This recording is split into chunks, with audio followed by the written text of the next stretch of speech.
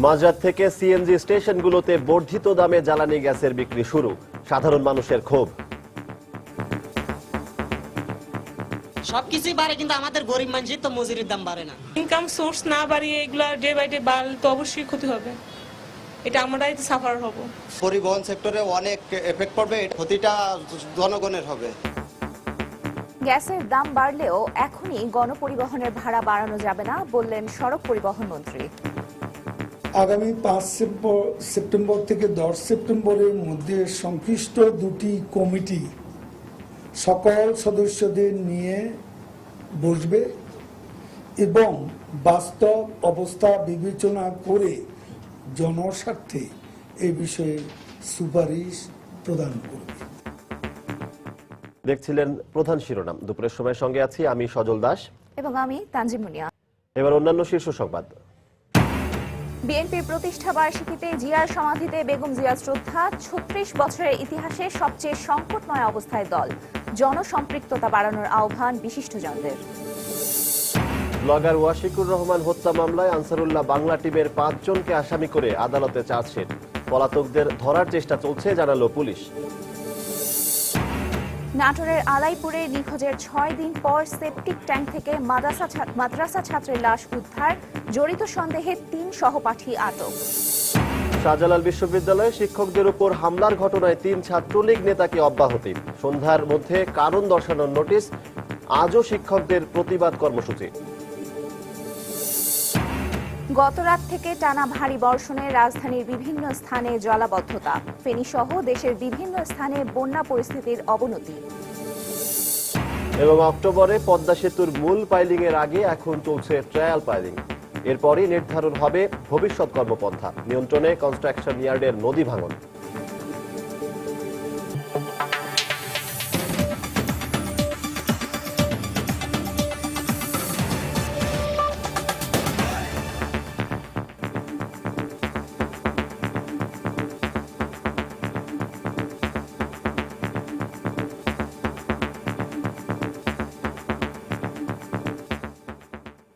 সরকারের নতুন নির্ধারিত মূল্যে রাজধানীর সিএনজি স্টেশনগুলোতে আজ থেকে বিক্রি হচ্ছে জ্বালানি গ্যাস। রাত 12টা থেকেই রাজধানীর সিএনজি স্টেশনগুলোতে বিক্রি শুরু হয়। অনেকেই সিএনজি স্টেশনে এসেই দাম বাড়ার কথা জানতে পেরেছেন বলে জানান। এভাবে হঠাৎ করে দাম বাড়ানোয় ক্ষোভ প্রকাশ করেন সাধারণ মানুষ। তাদের শঙ্কা, গ্যাসের দাম বাড়ার অজুহাতে বেড়ে যেতে পারে গ্যাস নির্ভর যানবাহনের ভাড়াও। ঘড়ির কাঁটায় রাত 12টা 1 মিনিট হতে না হতেই সরকারি নির্দেশনা অনুসারে রাজধানীর সিএনজি স্টেশনগুলোতে কার্যকর হচ্ছে নির্ধারিত নতুন ভাড়া। 30 টাকা থেকে 5 টাকা বেড়ে 35 টাকায় বিক্রি হচ্ছে প্রতি ঘনমিটার সিএনজি। আমাদের সরকার বলছে 12টা 1 মিনিট থেকে চালু করার জন্য, আমরা এই 12টা 10 মিনিট পরে চালু করছি। রেট প্রসেসিং করতে হয়, কম্পিউটারে সেটিং করতে হয়। এখন আগে 30 টাকা ছিল, এখন 35 টাকা। এখন যা করছে এটাই তো আমাদের নিয়ম, এইভাবেই নিতে হবে। যে গ্যাসের দাম বাড়ালো, তো দেশের যে অবস্থাটার মধ্যে এই প্রাইসটা বাড়ালো, এটা আমরা যে সিটিজেন, আমাদের উপর এটা একটা এক্সট্রা প্রেশার। প্রতিদিনের মতো সকালে রাজধানীর সিএনজি স্টেশনগুলোতে ভিড় করা ক্রেতারা জানান, গ্যাস ও বিদ্যুতের এই বাড়তি মূল্য প্রভাব ফেলবে নিত্য প্রয়োজনীয় পণ্য সহ গণপরিবহনের ভাড়ায়। দাম বেড়ে যাওয়ায় মধ্যবিত্তরাই সবচেয়ে বেশি ভোগান্তিতে পড়বেন বলেও মনে করেন তারা। সবকিছুই বাড়ে কিন্তু আমাদের গরিব মানুষের তো মজুরির দাম বাড়ে না। এই জিনিসপত্রের দাম বাড়াইলে সবারই ইফেক্ট পড়ে হচ্ছে নর্মাল জনগণের উপরে। এই দাম, গ্যাসের দাম বাড়লো, আলটিমেটলি সবকিছুর দাম আস্তে আস্তে বাড়বে। গ্যাস বাড়ানো তো আমি মনে করি কোনো যুক্তিসঙ্গত না। এটা দেশের মানুষের তো আপনার আরো অর্থনৈতিকভাবে ক্ষতিগ্রস্ত হবে। এছাড়া সিএনজি অটোরিকশা চালকরা জানান, গ্যাসের দাম বাড়ানোর সিদ্ধান্তে যাত্রীদের কাছ থেকে বাড়তি ভাড়া নিতে বাধ্য হচ্ছেন তারা। অন্যদিকে গ্যাস এবং বিদ্যুতের দাম একই সাথে বৃদ্ধি পাওয়ায় বিপাকে পড়েছেন সিএনজি স্টেশন মালিকরাও। গ্যাসের দাম বাড়ানোতে খরচ শুধু তো গ্যাসের না, সাথে তো বিদ্যুতের দামও বাড়ছে। যেহেতু মেশিন বিদ্যুতে চলে, এতে বিদ্যুতের কষ্ট তো বেশি আসবে। আমরা কিভাবে কি করবো বলেন? মালিক তো জমা কমাবে না, ওইভাবে জমাই থাকবে, অথচ অযথাভাবে গ্যাসের দাম বাড়ছে। ভাড়া বাড়বে, ধরেন আগে নিতাম, ধরেন যেখানে 150 টাকা নিতাম, এখন 170 টাকা 80 টাকা নিতে হবে। আর ভাড়া তো গ্যাসের দাম বাড়তি, হিসাবে ভাড়া বাড়তে হবে। জ্বালানি গ্যাস ও বিদ্যুতের মূল্য বৃদ্ধির বিষয়টি পুনরায় বিবেচনা করতে সরকারের প্রতি আহ্বান জানান এসব সাধারণ মানুষ। রাশেদ লিমন, সময় সংবাদ, ঢাকা। এদিকে সরকারি সিদ্ধান্ত মোতাবেক মঙ্গলবার মধ্যরাত থেকে চট্টগ্রামেও প্রতি ঘনমিটার গ্যাস 5 টাকা বেশি দামে বিক্রি করা হচ্ছে। এই দাম বৃদ্ধিতে ক্ষুব্ধ প্রতিক্রিয়া দেখা গেছে ক্রেতাদের মধ্যে। সিএনজি অটো স্টেশনগুলোতে ঘুরে দেখা গেছে রাত 12টা থেকেই নতুন দাম কার্যকর হলেও অনেকেই তা জানতেন না। এতে গ্যাস কিনতে এসে বিপাকে পড়েন অনেকে। এই মূল্য বৃদ্ধিতে ক্ষোভ জানিয়েছেন সিএনজি অটোরিকশা চালক সহ সাধারণ মানুষ। এদিকে গ্যাসের দাম বাড়ায় বেশি ভাড়া হাঁকছেন সিএনজি চালকরাও। এ নিয়ে যাত্রীদের সঙ্গে চালকদের বাকবিতণ্ডার ঘটনা ঘটছে।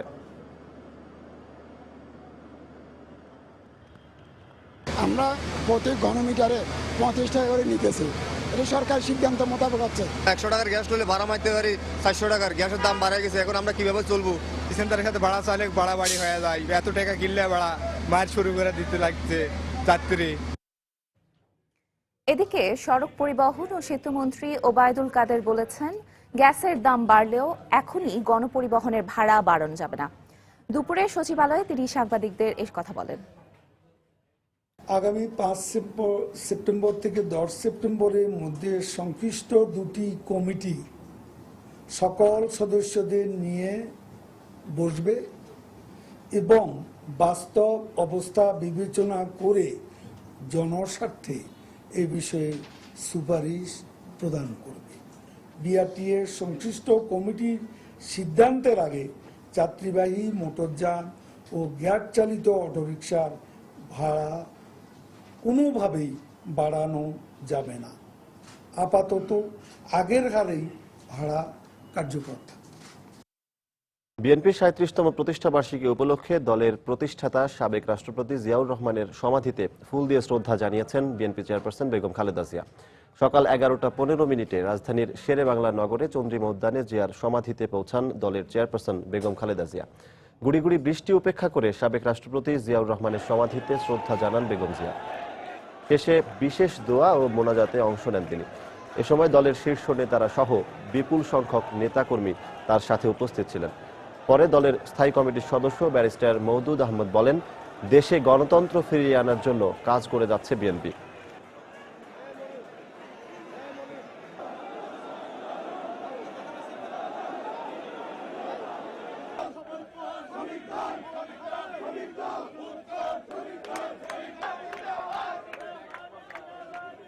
আজকে বর্তমান রাজনৈতিক প্রেক্ষাপটে শুধু একটু বলা যেতে পারে যে এখন শহীদ জিয়া যে গণতন্ত্র ফিরিয়ে এনেছিলেন সেই গণতন্ত্র আমরা হারিয়েছি।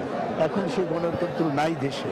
আমাদের এখন সবচেয়ে বড় চ্যালেঞ্জ হবে আমাদের বাংলাদেশ জাতীয়তাবাদী দলের এই গণতন্ত্রকে ফিরিয়ে আনা। ভাঙাগড়া আর উত্থান পতনের মধ্য দিয়ে প্রতিষ্ঠার 36 বছর পার করল বাংলাদেশ জাতীয়তাবাদী দল বিএনপি। পরপর 2 দফায় আন্দোলনে ব্যর্থতার হতাশা, সেই সাথে মামলা ও গ্রেফতার আতঙ্ক নিয়ে বর্তমানে কঠিন সংকটময় সময় পার করছে দলটি। অভ্যন্তরীণ কোন্দল সহ নানামুখী চাপে কোণঠাসা হয়ে মাঠের রাজনীতি থেকে ছিটকে পড়ে 4 দেয়ালেই যেন বন্দী হয়ে গেছে দলের কর্মকাণ্ড। সালাউদ্দিন সুমনের রিপোর্ট। 75-এর পট পরিবর্তনের পর শাসন ব্যবস্থাকে বেসামরিক করতে 1977 সালে প্রথমে জাতীয়তাবাদী গণতান্ত্রিক দল জাগো দল, এরপর 1978 সালের 1 সেপ্টেম্বর জাতীয়তাবাদী দল বিএনপি গঠন করেন তৎকালীন রাষ্ট্রপতি জিয়াউর রহমান। 1981 সালে ব্যর্থ সামরিক অভ্যুত্থানে জিয়াউর রহমানের মৃত্যু ও 1982 সালে রাষ্ট্রপতি আব্দুস সাত্তারকে হটিয়ে তৎকালীন সেনাপ্রধান হুসেইন মোহাম্মদ এরশাদের ক্ষমতা দখলে হোঁচট খায় বিএনপি। স্বৈরাচার বিরোধী আন্দোলনে আবারও সংগঠিত হয়ে 3 বার সরকার গঠন করলেও 1-11-এ আবারও বড় ধরনের ধাক্কা খায় এই দল। এরই ধারাবাহিকতায় গত বছরের 5 জানুয়ারির নির্বাচনের আগে ও এবছরের শুরুতে 2 দফায় আন্দোলনে নেমেও দাবি আদায় করতে পারেনি বিএনপি। দলের শীর্ষ নেতা ও রাজনৈতিক বিশ্লেষকদের মতে সাংগঠনিক দুর্বলতা সহ নানা কারণে বর্তমানে এর ইতিহাসের সবচেয়ে নাজুক অবস্থায় রয়েছে দলটি। একেবারে তারা নিজেদের 4 দেয়ালে আবদ্ধ করে ফেলেছে। বিএনপির অস্তিত্ব কিন্তু দৃশ্যমান নয়। বক্তব্য বিবৃতি সর্বস্ব হয়ে একটি দল টিকতে পারে না কর্মসূচি না থাকলে। বিএনপি কেন, অন্য কোন রাজনৈতিক দলের প্রতি যদি এমন আচরণ করা হতো তাহলে তাদের অবস্থাও আমাদের চেয়ে আরো খারাপ হয়ে যেত। এ অবস্থায় দল গুছিয়ে সাংগঠনিক শক্তি জোরদার করে ঘুরে দাঁড়াতে চায় বিএনপি। নীতি নির্ধারণী পর্যায়ের নেতৃত্বে পরিবর্তনেরও আভাস দিলেন দলের এই নেতা। সাংগঠনিক কার্যক্রম শুরু হয়ে গেছে। আপনারা দেখবেন আগামী দিনে অনেক সিনিয়র নেতা হয়তোবা বাদ পড়বেন, কারণ তারা আন্দোলনের সাথে সম্পৃক্ত ছিল না। তারা সবাই আত্মরক্ষায় ব্যস্ত। এখন পরিস্থিতিটাও বিএনপির ঘুরে দাঁড়ানোর পক্ষে বা অনুকূল নয়। এদিকে সুসংহত নেতৃত্বের মাধ্যমে জনসম্পৃক্ততা বাড়ানো ছাড়া এই মুহূর্তে কোনো উদ্যোগী কাজে আসবে না বলে মন্তব্য এই রাষ্ট্রবিজ্ঞানীর। যারা নেতৃত্ব দিচ্ছেন তাদের মানে আর একটু সৃজনশীল হওয়া দরকার, আর একটু গণমুখিতা বৃদ্ধি করা দরকার। দলীয় স্বার্থ সংশ্লিষ্ট বিষয়াদির বাইরে এসে সাধারণ মানুষের জীবন ঘনিষ্ঠ ইস্যুভিত্তিক আন্দোলনই বিএনপিকে সংকটমুক্ত করতে পারে বলেও মনে করেন প্রবীণ এই রাষ্ট্রবিজ্ঞানী। যে সমস্যা সাধারণ মানুষকে জীবন স্পর্শ করে। সালাউদ্দিন সুমন, সময় সংবাদ, ঢাকা। ভারী বর্ষণের ফলে নগরীর বিভিন্ন জায়গায় সৃষ্টি হয়েছে ভয়াবহ জলাবদ্ধতা। ভোর থেকেই থেমে থেমে বৃষ্টির ফলে সাধারণ মানুষ চরম ভোগান্তিতে পড়েছেন। নগরীর বিভিন্ন সড়ক ও সড়কের পাশের দোকান হাঁটু পানিতে ডুবে গেছে। এ সময় বিভিন্ন এলাকায় যান চলাচল ব্যাহত হয়। রাজধানীর ফার্মগেট, কারওয়ান বাজার, মগবাজার, গুলশান, তেজগাঁ, মিরপুর সহ বিভিন্ন এলাকায় সৃষ্টি হয়েছে তীব্র যানজটের।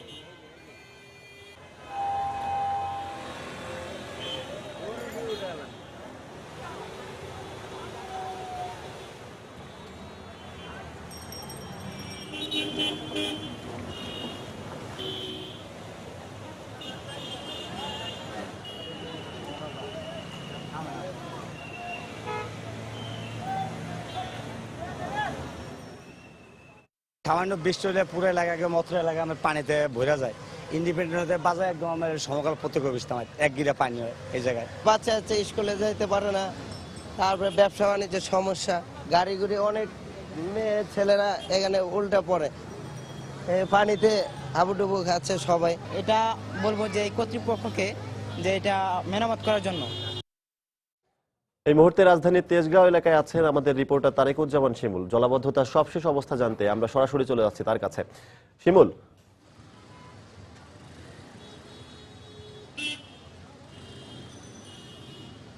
সজল, বর্ষাকাল এলে আমরা ঢাকার যে চিরচরিত রূপ দেখতে পাই প্রতি বছরই, আজকের এই সামান্য বৃষ্টিতে কিন্তু তারা কিন্তু কোনো ব্যতিক্রম ঘটেনি। গত প্রায় 1 ঘন্টা ধরে যে বৃষ্টি হয়েছে, টানা বৃষ্টিতে আপনি দেখতে পাচ্ছেন আমার পিছে যেই এলাকাটা, আমি যে এলাকাটিতে দাঁড়িয়ে আছি তেজগাঁও এলাকায়, এই এলাকার প্রধানতম যে সড়কটি যে সড়কটি, সেই সড়কটির এখন আসলে খুবই দুরবস্থা। এইখানে আমি এসেছি প্রায় 1.5 ঘন্টা যাবত হয়ে গেছে। 1.5 ঘন্টা যাবত পুরো সময়টা কিন্তু পানিতে দেখতে পাচ্ছেন যে পুরো এলাকা কিন্তু একেবারে পানিযুক্ত হয়ে গেছে এবং আশপাশে যতগুলো নর্দমা আছে, প্রত্যেকটি নর্দমা থেকে আসলে যে ময়লা আবর্জনা সেগুলো ভেসে ভেসে ক্রমান্বয়ে এই পানির সাথে মিশে যাচ্ছে। এবং কিছুক্ষণ আগে দেখছিলাম যে আসলে আপনি জানেন যে 12টা কিংবা 12:30 পরপরই বিভিন্ন এই এলাকায় যত স্কুলগুলো আছে সবগুলো স্কুলগুলো ছুটি হয়েছিল এবং যেসব স্কুলের বাচ্চারা যারা বের হয়েছিলেন তারা অধিকাংশই আসলে এই নোংরা দূষিত পানির মধ্য দিয়ে আসলে হেঁটে হেঁটে এখানকার বার হচ্ছিলেন। এবং একই সাথে দেখতে পাচ্ছেন যে এই মুহূর্তে প্রচন্ড রকম যানজট, এবং এই যানজট কিন্তু শুরু থেকে আছে এবং পাশাপাশি এখানকার এলাকার মানুষজন যারা আছেন তারা বলছেন যে আসলে এই যে দুর্ভোগের চিত্র আসলে শুধু আজকে না, গত প্রায়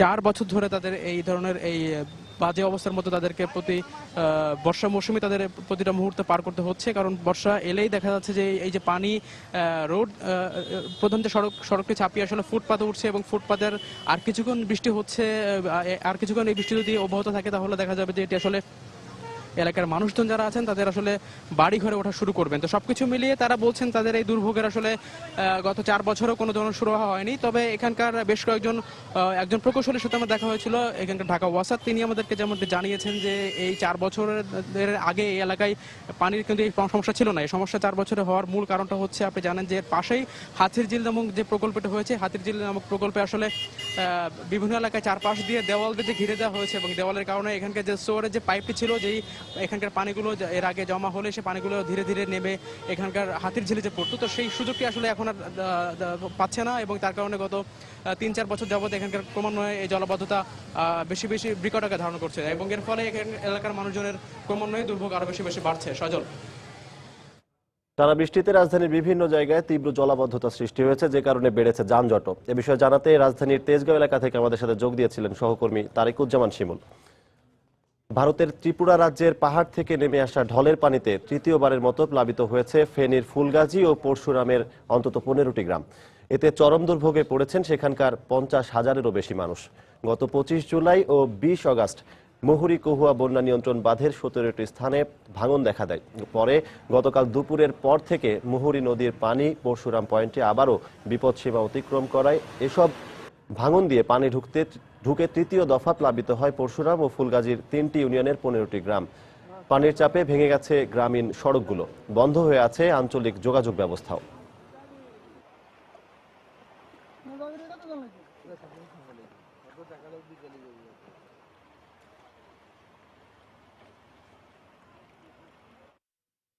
সারা দেশে ভারী বর্ষণ এবং উজানের ঢলে বন্যা পরিস্থিতির ব্যাপক অবনতি হয়েছে। বিভিন্ন স্থানে নতুন করে দেখা দিয়েছে ভাঙন। পানিবন্দী অন্তত 7 লাখ মানুষ। কুড়িগ্রামে হঠাৎ করেই বেড়ে গেছে অন্তত 16টি নদীর পানি। গত দুদিনে প্লাবিত হয়েছে 63 ইউনিয়নের 503টি গ্রাম। পানিবন্দী হয়ে পড়েছে লাখ লাখ মানুষ। এখন পর্যন্ত 35,000 হেক্টর আমনের ক্ষেত ক্ষতিগ্রস্ত হয়েছে। সিরাজগঞ্জের কাজীপুর উপজেলার 9টি ইউনিয়নের নিম্নাঞ্চল ও চরাঞ্চল প্লাবিত হয়েছে। ক্ষেতের ফসল নষ্ট হওয়ায় এবং কাজ না থাকায় বিপাকে পড়েছেন কৃষক ও খেটে খাওয়া দিনমজুর।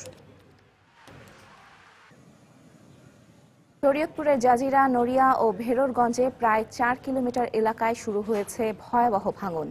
ভিটে মাটি হারিয়ে দিশেহারা হয়ে পড়েছে সেখানকার মানুষ।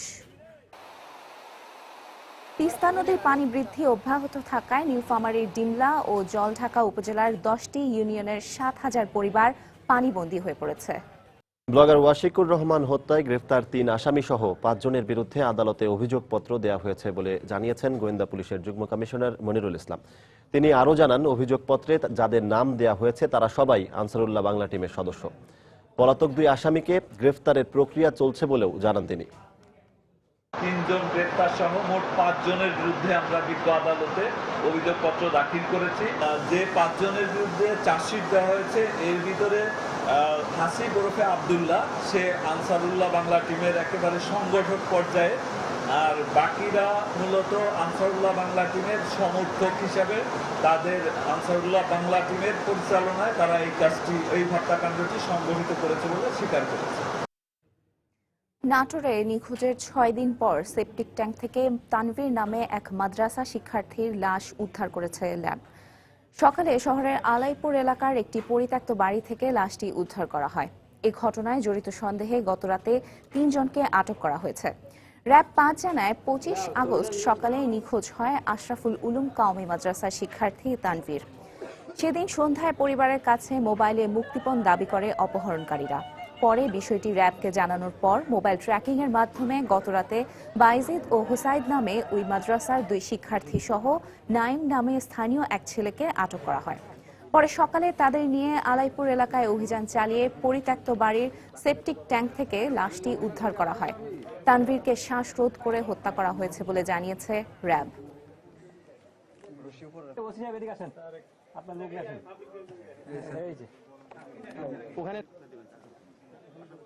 ফোন করে আমার কাছে 5 লক্ষ টাকা মুক্তিপণ চায়। আমি বাচ্চার সঙ্গে কথা বলতে চাই, আমাকে কোনোভাবেই বাচ্চার সঙ্গে কথা বলতে দেয় না। আমি পরে র্যাবকে জানাই। অপহরণকারীরা খুব চতুরভাবে তাদের কর্মকাণ্ড চালাচ্ছিল এবং শেষ পর্যন্ত আমরা গতকালকে 3 জন অপহরণকারীকে আটক করতে সক্ষম হই। বাট আটক করার পর দেখা যায় যে তাদের বয়স খুবই অল্প এবং তাদের মধ্যে 2 জন তার সহপাঠী, একই মাদ্রাসার, এবং আরেকজন বাইরে কাজ করে। এবং তারা যেটা হচ্ছে কোনো ধরনের পূর্বশত্রুতা ছিল না, একটি বিদেশি সিরিয়াল দেখে তারা অনুপ্রাণিত হয় যে এভাবে অপহরণ করে টাকা নেওয়া সম্ভব। সেই হিসাবে তারা প্ল্যান করে এবং প্ল্যান করার পরে তারা লোক খুঁজতে থাকে যে কাকে অপহরণ করবে। তখন তারা তানভীরকে সিলেক্ট করে। দুপুরের সময় আরো থাকছে। রাজধানীতে পেশাদার 3 খুনি সহ 6 জনকে আটক করল র্যাব। বিপুল পরিমাণ জাল নোট সহ ডিবির হাতে ধরা পড়ল 6 জন। সিলেটে শাহজালাল বিজ্ঞান ও প্রযুক্তি বিশ্ববিদ্যালয়ের শিক্ষকদের উপর ছাত্রলীগের হামলার প্রতিবাদে মৌন মিছিল করেছে আন্দোলনরত শিক্ষকরা। একই সাথে একটি বিক্ষোভ সমাবেশও করেন তারা। সকালে ক্যাম্পাসের শিক্ষক ক্যান্টিনের সামনে জড়ো হন শিক্ষকরা। পরে 11:30টার দিকে মৌন মিছিল নিয়ে তারা ক্যাম্পাস প্রদক্ষিণ করেন। পরে উপাচার্য ভবনের সামনে মিছিলটি শেষ হয়। সেখানেই একটি বিক্ষোভ সমাবেশ অনুষ্ঠিত হয়। উপাচার্যের পদত্যাগের দাবিতে আন্দোলনরত শিক্ষকদের লাঞ্ছিত করার প্রতিবাদে এই কর্মসূচি পালন করলেন তারা।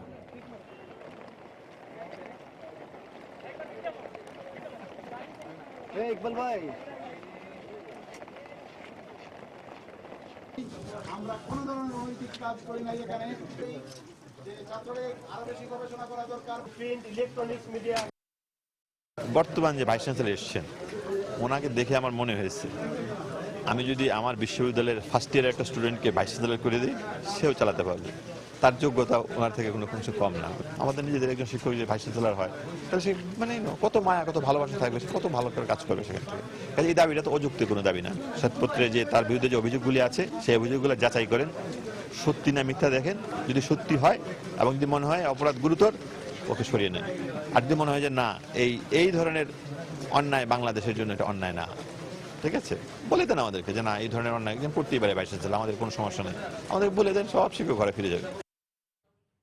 শাহজালাল বিশ্ববিদ্যালয়ে শিক্ষকদের ওপর হামলার ঘটনায় ছাত্রলীগের 3 নেতাকে সংগঠন থেকে অব্যাহতি দেওয়া হয়েছে। গতরাতে কেন্দ্রীয় ছাত্রলীগের পক্ষ থেকে তাদের অব্যাহতি দেওয়া হয়।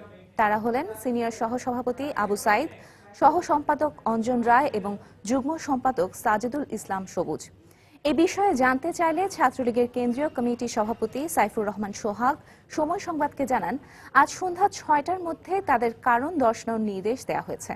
এ সময় তিনি আরো বলেন, তদন্ত কমিটির প্রাথমিক রিপোর্টে তাদের বিরুদ্ধে অভিযোগের সত্যতা পাওয়া গেছে। এই অভিযোগ প্রমাণ হলে তাদের ছাত্রলীগ থেকে আজীবন বহিষ্কার করা হবে বলেও জানান তিনি।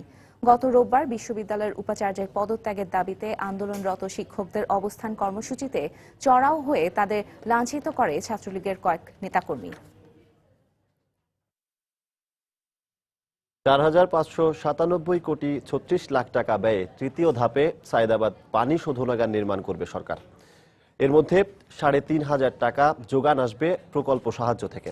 সরকার যোগান দেবে 1,513 কোটি 80 লাখ টাকা। সকালে প্রধানমন্ত্রী শেখ হাসিনার সভাপতিত্বে জাতীয় অর্থনৈতিক পরিষদের নির্বাহী কমিটি একনেকের সভায় এ প্রকল্প অনুমোদন দেয়া হয়। পরে সাংবাদিকদের অনুমোদিত প্রকল্প সম্পর্কে জানান পরিকল্পনা মন্ত্রী। সভায় 7,215 কোটি 36 লাখ টাকা ব্যয়ে 7টি প্রকল্পের অনুমোদন দেয়া হয়। এর মধ্যে 1,848 কোটি টাকার কর্ণফুলী পানি সরবরাহ প্রকল্প, মেঘনা গোমতী সেতুর রক্ষণাবেক্ষণ প্রকল্প, 200 কোটি টাকার চট্টগ্রাম সিটি কর্পোরেশনের সড়ক উন্নয়ন, বগুড়ার সারিয়াকান্দিতে বাঁধ নির্মাণ প্রকল্প রয়েছে।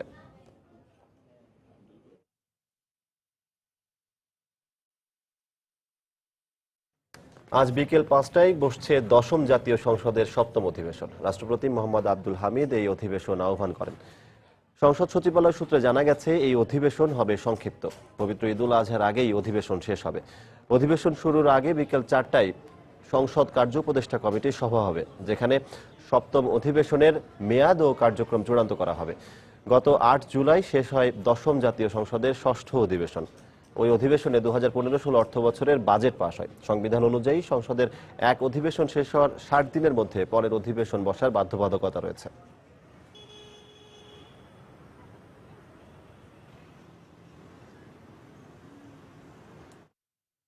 পদ্মা সেতুর নির্মাণ কাজের অগ্রগতি নিয়ে প্রতি মাসের প্রথম দিন আমরা বিশেষ রিপোর্ট প্রচার করে থাকি। এরই ধারাবাহিকতায় আজ থাকছে সেতুর ট্রায়াল পাইলিং নিয়ে একটি রিপোর্ট। আগামী অক্টোবর মাস থেকে শুরু হয়ে যাবে পদ্মা সেতুর মূল পাইলিংয়ের কাজ। এ লক্ষ্যে চলতি বছরের মার্চ মাস থেকে শুরু হয়েছে টেস্ট পাইলিং। তবে এবার চূড়ান্ত সিদ্ধান্ত নিতে মূল পাইলের আদলেই শুরু হয়েছে ট্রায়াল পাইলের কাজ। মাঝ নদীতে তীব্র স্রোতকে উপেক্ষা করে চলছে এ কাজ। কর্মকর্তারা বলছেন, ট্রায়াল পাইল থেকে প্রাপ্ত ফলাফলের ভিত্তিতে নির্ধারণ করা হবে মূল পাইলিংয়ের জন্য ভবিষ্যৎ কর্মপন্থা। বিস্তারিত এহসান জুয়েলের রিপোর্টে। আর ছবি তুলেছেন ওমর ফারুক। পদ্মার মাওয়া প্রান্ত থেকে 900 মিটার দূরত্ব, প্রবল স্রোতকে উপেক্ষা করে চলছে পদ্মা সেতুর ট্রায়াল পাইলের কাজ। পরিকল্পনা অনুযায়ী 6.15 কিলোমিটার মূল সেতুর জন্য পদ্মার 2 প্রান্তে 5টি করে 10টি টেস্ট পাইলিং করা হবে। আর সেতু থেকে সড়কে নামার জন্য 2 পাশে 3 কিলোমিটার এলাকায় 8টি করে 16টি ভায়াডাক্ট পাইল বসানোর কথা। এর মধ্যে এখন পর্যন্ত শুধুমাত্র মাওয়া প্রান্তে 3টি টেস্ট পাইল আর 5টি ভায়াডাক্টের কাজ শেষ হয়েছে। চূড়ান্ত পাইলের আগে নদীর 2 প্রান্তে 2টি ট্রায়াল পাইলের কাজ হবে। পরিকল্পনা অনুযায়ী মাওয়া প্রান্তের ট্রায়াল পাইলটির কাজ শুরু হয়েছে এর মধ্যেই। ভায়াডাক্টের জন্য 24টি সহ সেতুতে মূল পাইল বসানো হবে 264টি। আগের টেস্ট পাইলগুলো 1.5 মিটার ডায়া বিশিষ্ট হলেও এবার ট্রায়াল পাইলগুলোর ডায়া হচ্ছে মূল পাইলের মতোই 3 মিটার। 120 থেকে 125 মিটার দৈর্ঘ্যের একটি ট্রায়াল পাইল মাটিতে প্রবেশ করানোর পর এর ভিতরে নিচের অংশে কনক্রিট, মাঝের অংশে বালু এবং উপরের অংশে কনক্রিট ও রডের মিশ্রণ দেওয়া হবে। এটা সম্পূর্ণ ইনস্টল হওয়ার পরে আমরা এটা পিডিএ পাইল ড্রাইভিং অ্যানালাইসিসের মাধ্যমে টোটাল ধারণ ক্ষমতা, বেয়ারিং ক্যাপাসিটি, এই পাইলটা কতটুকু লোড নিতে পারবে সেটা আমরা পরীক্ষা করে দেখব। তারপরে আমরা এটা সম্পূর্ণ হওয়ার পর আমরা আশা করছি অক্টোবরের শেষের দিকে আমাদের মূল সার্ভিস পাইলের কাজ শুরু করবো ইনশাআল্লাহ। একটি ট্রায়াল পাইলের ওজন হবে 514 টন। চীন থেকে আনা 380 টন ওজনের হাইড্রোলিক হ্যামার দিয়ে এটি মাটিতে প্রবেশ করানো হবে।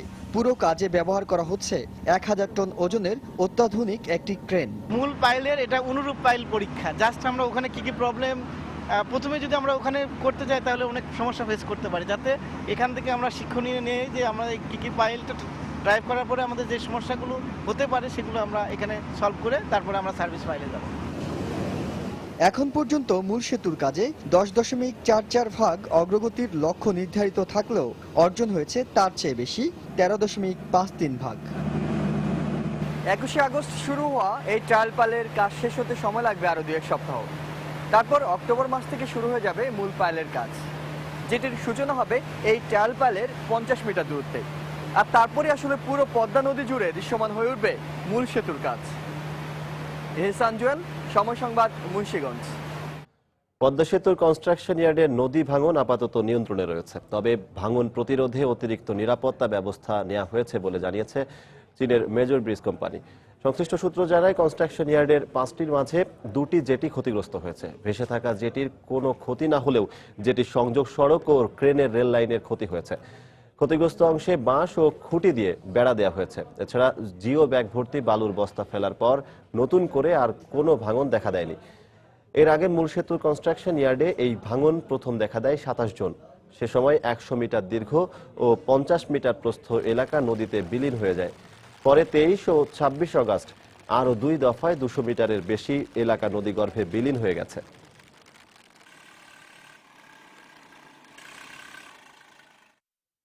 মিরপুর থেকে চাঁদাবাজির অভিযোগে 6 জনকে গ্রেফতার করেছে র্যাব। আটককৃতরা শীর্ষ সন্ত্রাসী শাহাদাত হোসেনের সহযোগী এবং এরা পেশাদার খুনি বলে জানিয়েছে র্যাব। এরা গত জুন মাসে ব্যবসায়ী রাজীব হত্যার সঙ্গে সরাসরি যুক্ত বলে দাবি করেছে র্যাব। তারা জানায় সংঘবদ্ধ এই দলটি টেলিফোনে ব্যবসায়ীদের চাঁদা দাবি করত। চাঁদার টাকা না দেয়া হলে হত্যা করার হুমকি দিত তারা। এই গ্রুপে 12 জনের মতো সক্রিয় সদস্য আছে বলে প্রাথমিকভাবে ধারণা করছে তারা। ব্রিফিংয়ে জানানো হয়েছে আটক হওয়াদের অস্ত্র ভান্ডারের খোঁজ পাওয়া গেছে। খুব শিগগিরই অস্ত্র উদ্ধার করা সম্ভব হবে বলে মনে করছে র্যাব। গত মাসের 22 তারিখে আমাদের মিরপুর 11 জনাব রফিকুল ইসলাম এবং তার ভাই ইসমাইল হোসেনকে টেলিফোনে হুমকি প্রদান করে যে আপনাদেরকে 10 লক্ষ টাকা দিতে হবে, না হলে আপনাদেরকে ওই পরিণতি ভোগ করতে হবে যে জুন 10 তারিখে রাজিম আহমেদ যে পরিণতি ভোগ করেছিল সেই একই পরিণতি ভোগ করতে হবে। হুমকি পাওয়ার পরে সে র্যাব 4-এ শরণাপন্ন হয় এবং আমরা তার প্রদত্ত সংবাদের ভিত্তিতে এই বিষয়ের উপরে কার্যক্রম শুরু করি এবং গত 31 তারিখে পূর্ব পরিকল্পনা অনুযায়ী যখন তারা এই অর্থ আদায়ের জন্য তার ব্যবসা প্রতিষ্ঠানে আসে তখন র্যাব 4-এর একটা চৌকস দল তাদেরকে আটক করে। রাজধানীর মিরপুর থেকে অভিযান চালিয়ে 1,20 লাখ টাকা মূল্যমানের জাল নোট সহ 6 জনকে আটক করেছে ডিবি পুলিশ। সকালে মিন্টু রোডে ডিএমপি কার্যালয়ে সংবাদ সম্মেলনে একথা জানান গোয়েন্দা পুলিশের যুগ্ম কমিশনার মনিরুল ইসলাম। এ সময় তিনি জানান, অভিযানে জাল টাকা ছাপানোর সঙ্গে জড়িত বাদশা কোম্পানির বাসা থেকে টাকা ছাপানোর মেশিন, ল্যাপটপ সহ বিপুল পরিমাণ টাকা ছাপানোর সরঞ্জাম উদ্ধার করা হয়। তিনি বলেন, আটকদের মধ্যে 5 জন ডিলারের কাছে জাল টাকা পাওয়া গেছে এবং এসব ডিলার সারা দেশে জাল টাকা বিতরণ করে বলে জানান তিনি। মনিরুল ইসলাম জানান, কোরবানির ঈদকে সামনে রেখে জাল টাকার ব্যবসায়ীরা প্রতি বছরই তৎপর হয়ে ওঠে।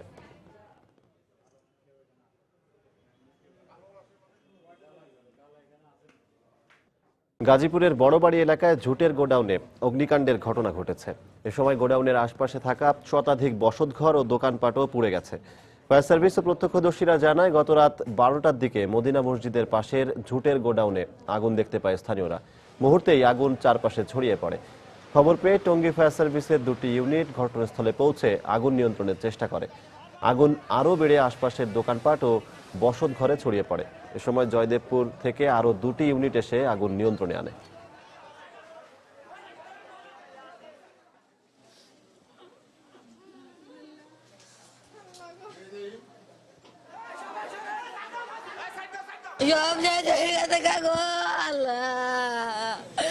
আমার 10 বছরের সংসারে সব গেছে। আমি কইতে কর্ম করি মানুষ, কইতে কর্মার ঘটা পড়া জিনিস। আমি কত বছর এই জিনিসটি করছি, অনেক কিছু দরজা থামড়া দেশে উঠছে উঠতে দেই ঘরের মাছারে দাগুন বাদে লাভ দেখালি পোলাপান লইয়া করতে বাইরেছি আর কিছু বাঁচাইতারি নাই করে সব শেষ। খাট পড়ছে, ট্রলি পড়ছে, টিভি টাপা যা আছে সব পুড়ে গেছে। আমার কোনো আর রাখতে নেই। আমি আপনারা জানেন যে সরু রাস্তা এবং পানি স্বল্পতার কারণে আগুন নিভাইতে একটু সমস্যা হচ্ছে। আগুনের কারণ এবং ক্ষয়ক্ষতি তদন্ত সাপেক্ষে। বাগেরহাটে টানা বর্ষণ ও জোয়ারের পানিতে নষ্ট হয়ে গেছে 360 হেক্টর জমির সবজি ক্ষেত। এতে চরম দুশ্চিন্তায় পড়েছেন জেলার সবজি চাষিরা। কৃষি বিভাগ জানায়, চলতি বছর জেলার 3,365 হেক্টর জমিতে বিভিন্ন ধরনের সবজির আবাদ করা হয়েছে। এর মধ্যে বৃষ্টির পানি ও জলাবদ্ধতার কারণে আংশিক ক্ষতিগ্রস্ত হয়েছে 674 হেক্টর জমির সবজি ক্ষেত। আর সম্পূর্ণ নষ্ট হয়ে যাওয়া প্রায় 350 হেক্টর জমিতে এই মৌসুমে আর আবাদ সম্ভব নয় বলে জানিয়েছেন কৃষকরা। এতে বড় ধরনের লোকসানের মুখে পড়ার আশঙ্কা করছেন তারা। এ অবস্থায় ক্ষতিগ্রস্তদের সরকারি সহায়তার দাবি জানিয়েছেন এলাকার জনপ্রতিনিধিরা।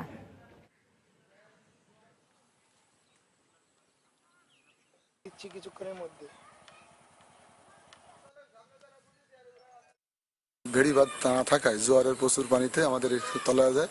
আমরা কৃষি সবজি চাষতে আমাদের জীবিকা নির্বাহ, আমরা বিশাল ক্ষতিগ্রস্ত। এখন আমাদের কোনো উপায় নেই। আশাবাদ করে খাই সব শেষ হয়ে গেছে বাবা, কিছু নেই। 50,000 টাকার উপরে খালি মানে রোয়াতে শুরু, আর আমি এবছর কোনো ফসলাদি পাইনি।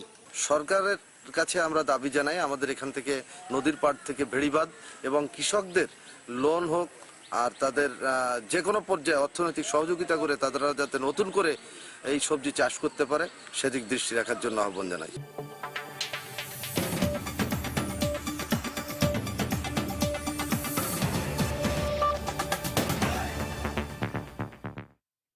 ইউরোপমুখী ক্রমবর্ধমান অভিবাসীদের স্রোত সামাল দিতে যেখানে হাঙ্গেরি ও অস্ট্রিয়া সরকার কঠোর অবস্থানে গেছে, সেখানে ভিয়েনার হাজার হাজার মানুষ অভিবাসীদের মানবাধিকারের দাবিতে নেমে এসেছে রাজপথে।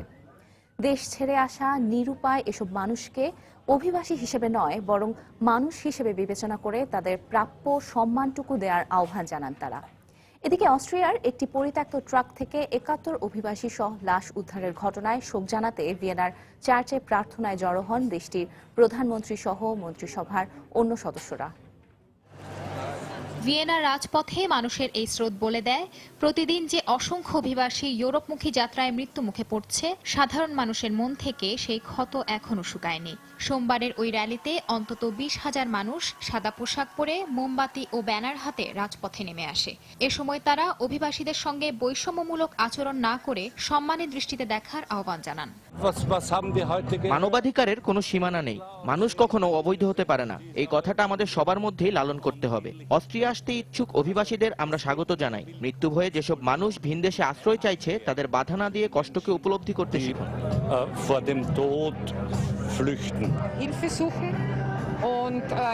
অভিবাসীদের আশ্রয় দেয়া এবং তাদের মৌলিক অধিকারের দাবিতে আমি এই র্যালিতে অংশ নিয়েছি। যুদ্ধ ও দারিদ্র্যপীড়িত দেশ থেকে পালিয়ে আসা এই মানুষগুলোর জন্য আমাদের অনেক কিছুই করার আছে, কিন্তু রাজনৈতিকভাবে তাদের সাহায্যে কেউ এগিয়ে আসছে না। র্যালি চলাকালে আশেপাশের এলাকায় নিরাপত্তা ব্যবস্থা জোরদার করা হয়, তবে বিক্ষোভকারীরা শান্তিপূর্ণ অবস্থান নেওয়ার কারণে আইন শৃঙ্খলা বাহিনীকে কোনো ধকল পোহাতে হয়নি। বিক্ষোভ কর্মসূচি খুবই শান্তিপূর্ণভাবে হয়েছে, কোনো ধরনের অপ্রীতিকর ঘটনা ঘটেনি, সহিংসতা না হয় কাউকে গ্রেফতারও করা হয়নি। এরপরও আমরা সতর্ক অবস্থানেই আছি। এর আগে অস্ট্রিয়ার একটি পরিত্যক্ত ট্রাক থেকে 71 অভিবাসীর লাশ উদ্ধারের ঘটনায় শোক জানাতে ভিয়েনার একটি গির্জায় জড়ো হন দেশটির প্রধানমন্ত্রী ওয়েনার ফ্রেম্যান, স্বরাষ্ট্র ও পররাষ্ট্রমন্ত্রী সহ গুরুত্বপূর্ণ রাজনৈতিক ব্যক্তিত্ব ও বিভিন্ন শ্রেণী পেশার মানুষ। এ সময় গির্জার কার্ডিনাল নিহতদের স্মরণে ও তাদের আত্মার শান্তি কামনায় বক্তব্য দেন। ইউরোপমুখী শরণার্থীদের করুণ চিত্র দেখে আমি স্তম্ভিত। নিজের দেশ, সহায় সম্বল সবকিছু ফেলে এসব মানুষ শুধু জীবনটা নিয়ে এক কাপড়ের রাস্তায় নেমে এসেছে। তাদের সাহায্য প্রয়োজন। যারা তাদের মৃত্যুযাত্রায় ঠেলে দিচ্ছে তাদের বিরুদ্ধে সবাইকে সোচ্চার হতে হবে। গত সপ্তাহে হাঙ্গেরির সীমান্তের কাছে অস্ট্রিয়ার মহাসড়কে একটি পরিত্যক্ত ট্রাক থেকে ৭১ অভিবাসীর লাশ উদ্ধার করে পুলিশ। স্বল্প স্থানে গাদাগাদি করে থাকায় এবং পর্যাপ্ত আলো বাতাসের অভাবে শ্বাসরোধে তাদের মৃত্যু হয়েছে বলে ধারণা করা হয়। সঞ্জনা চৌধুরী, সময় সংবাদ। নাইজেরিয়ায় জঙ্গি গোষ্ঠী বোকো হারামের আলাদা হামলায় অন্তত ৮০ জন নিহত হয়েছে। দেশটির উত্তর পূর্বাঞ্চলীয় ৩টি গ্রামে হামলা চালিয়ে জঙ্গিরা এই হত্যাকাণ্ডের ঘটনা ঘটায় বলে সোমবার জানায় রুশ গণমাধ্যম RT। এদের মধ্যে ৫২ গ্রামে বোকো হারামের অতর্কিত হামলায় মারা যায় ৬৮ জন। এর কাছেই অন্য দুটি গ্রামে প্রাণ হারায় আরও ১১ জন। নাইজেরিয়ার পাশের দেশ চাঁদে জঙ্গি গোষ্ঠীটির ১০ সদস্যের মৃত্যুদণ্ড কার্যকরের পরপরই বোকো হারামের নতুন করে এই হত্যাযজ্ঞ চালানোর খবর পাওয়া গেল।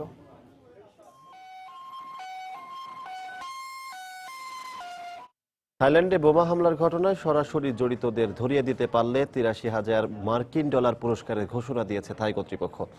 সোমবার দেশটির নিরাপত্তা বাহিনীর পক্ষ থেকে এ ঘোষণা দেয়া হয়। ওই হামলার ঘটনায় থাই ও বিদেশি মোট ১০ জনের একটি সংঘবদ্ধ চক্র জড়িত বলেও গণমাধ্যমে জানানো হয়েছে। তবে তারা কোন দেশের নাগরিক সে বিষয়ে এখন পর্যন্ত জানতে পারেনি থাই পুলিশ। সোমবার জড়িতদের ধরতে অভিযান চলার সময় ব্যাংককের মিনবুরি এলাকার একটি অ্যাপার্টমেন্ট থেকে বোমা তৈরির সরঞ্জাম উদ্ধার করে পুলিশ। গত ১৭ আগস্ট ব্যাংককে স্মরণকালের সবচেয়ে বড় বোমা বিস্ফোরণের ঘটনা ঘটে। এতে ২২ জন নিহত এবং আহত হন ১২৩ জন।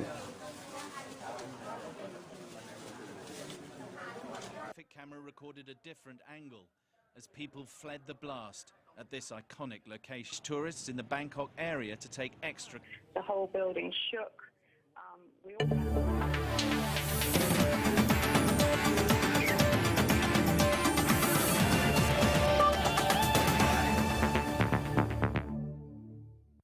US ওপেনের খবর। বছরের শেষ গ্র্যান্ড স্ল্যামের প্রথম রাউন্ডে জয় পেয়েছেন নারীদের শীর্ষ বাছাই সেরেনা উইলিয়ামস। কিন্তু অঘটনের শিকার হয়েছেন সার্বিয়ান আনা ইভানোভিচ। অন্যদিকে ছেলেদের এককে জয় পেয়েছেন রাফায়েল নাদাল ও শীর্ষ বাছাই নোভাক জোকোভিচ। তবে হোঁচট খেয়েছেন বর্তমান রানার্স আপ জাপানিজ টেনিস তারকা কেই নিশিকোরি। রাশিয়ার ভাইতালিয়াকে প্রথম সেটে ৬-২ গেমে উড়িয়ে দিয়ে US ওপেনের দারুণ সূচনা করেন ২১টি গ্র্যান্ড স্ল্যাম জয়ী সেরেনা উইলিয়ামস। দ্বিতীয় সেটও ২-০ এগিয়ে থেকে সহজ জয়ের ইঙ্গিত দিচ্ছিলেন বর্তমান চ্যাম্পিয়ন সেরেনা। কিন্তু ইনজুরির কারণে ভাইতেলিয়া মাঠ ছাড়লে ৩০ মিনিটেই প্রথম রাউন্ডে জয় পায় সেরেনা। অন্যদিকে স্লোভাকিয়ায় ডমিনিকা চিবুলকোভা ৩-৬, ৬-৩, ৬-৩ গেমে হারিয়েছে আসরের সপ্তম বাছাই আনা ইভানোভিচকে।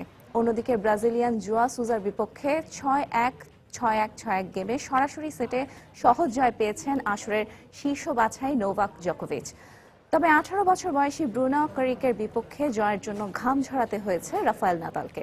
তবে শেষ পর্যন্ত ৬-৩, ৬-২, ৪-৬, ৬-৪ গেমে জয় তুলে নিয়ে দ্বিতীয় রাউন্ড নিশ্চিত করেন এই স্প্যানিশ তারকা। তবে অঘটনের শিকার বর্তমান রানার্স আপ কেই নিশিকোরি ৬-৪, ৩-৬, ৪-৬, ৭-৬, ৬-৪ গেমে হারিয়েছেন ফরাসি টেনিস খেলোয়াড় বিনোইদ পেইরিকে।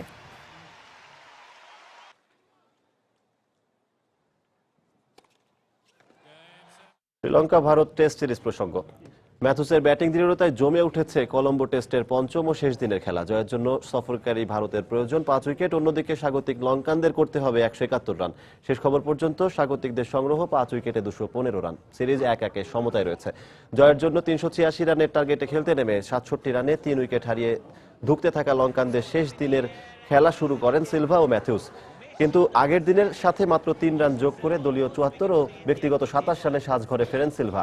এরপর অধিনায়ক ম্যাথিউসের সাথে লঙ্কান ইনিংসের হাল ধরেন থিরিমান্নে। কিন্তু দলীয় ১০৭ ও ব্যক্তিগত ১২ রানে সাজঘরে ফেরেন থিরিমান্নে। সতীর্থদের যাওয়া আসার মিছিলে এক প্রান্ত আগলে রেখে ক্যারিয়ারের সপ্তম সেঞ্চুরি তুলে নিয়ে রানের চাকা সচল রেখেছেন ম্যাথিউস।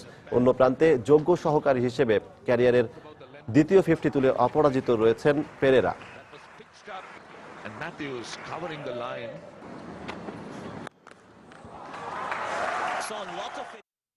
দুপুরের সময় এই পর্যায়ে শীর্ষ সংবাদ জানিয়ে দিচ্ছি আরেকবার।